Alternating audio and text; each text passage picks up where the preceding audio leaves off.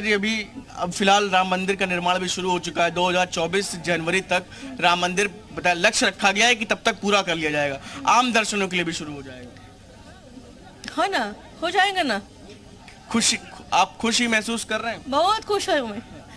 अब जो दर्शन फिर मंदिर बनाएंगे तो श्री राम जी ने यहाँ हमको लाने का है यहाँ, और हम जब आएंगे तो दर्शन करेंगे। अब पत्थर तो वो गंडकी नदी का जो मिला हमको सौभाग्य, वो बहुत बड़ा है। बिल्कुल आप देख सकते हैं कि अलग अलग प्रदेशों से लोग यहाँ पर आए।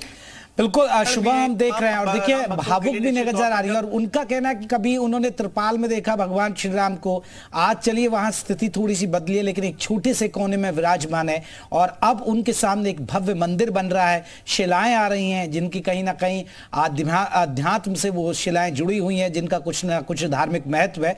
लौटेंगे पंडित राकेश चतुर्वेदी जी भी हमारे साथ। ये आप लोगों में देख रहे हैं पंडित जी, उत्साह वाकई में बहुत है राम मंदिर को लेकर, क्योंकि ये करोड़ों हिंदुओं की आस्था का सवाल है। जहां अयोध्या, जहां भगवान राम जन्मे, आज वहां भव्य मंदिर बन रहा है, तरह तरह के कार्यक्रम आयोजित हो रहे हैं, शिलाएं लाई जा रही हैं। तो ये एक वाकई में उत्साह, कहीं ना कहीं भावुकता वाला पल भी नजर आ रहा था।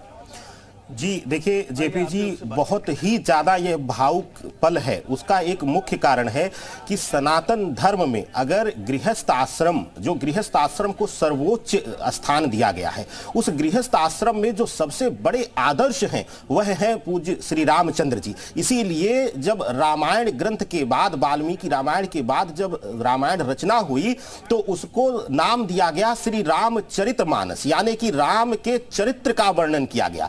गृहस्थ आश्रम के लिए हर सनातनी के हृदय में श्री रामचंद्र जी सर्वोच्च स्थान रखते हैं। कि जैसा कि अभी हमने भी सुना कि माता जी ने कहा कि वह भावुक हैं क्योंकि वह एक कोने में विराजमान है, लेकिन वहां पर एक बहुत बड़ा शब्द उन्होंने कहा है जो हम हर सनातनी को सीखना चाहिए कि भगवान श्री रामचंद्र जी उस कोने में भी प्रसन्नता पूर्वक श्री राम लला विराजमान होकर एक सीख दे रहे हैं कि हम अपने जीवन, गृहस्थ जीवन में जिस क्षण में हो, जिस पल में हो, जिस स्थिति में हो, उसमें अपने आराध्य को प्रणाम करके, धन्यवाद करके, उस पल के लिए अपने आराध्य को धन्यवाद करते हुए प्रसन्नता पूर्वक जीना चाहिए। छोटे से छोटे, बड़े से बड़े महल में जीने की आदत डालनी चाहिए। हर परिस्थिति, हर स्थिति में जीने की सीख देने वाले श्री रामचंद्र जी हैं। तो हमारे सनातनियों के लिए जो गृहस्थ जीवन का जो आदर्श है वह पूज्य श्री रामचंद्र जी हैं। तो जाहिर सी बात है हर सनातनी के लिए यह क्षण भावुक करने वाला है। इस क्षण को देखकर, क्योंकि वह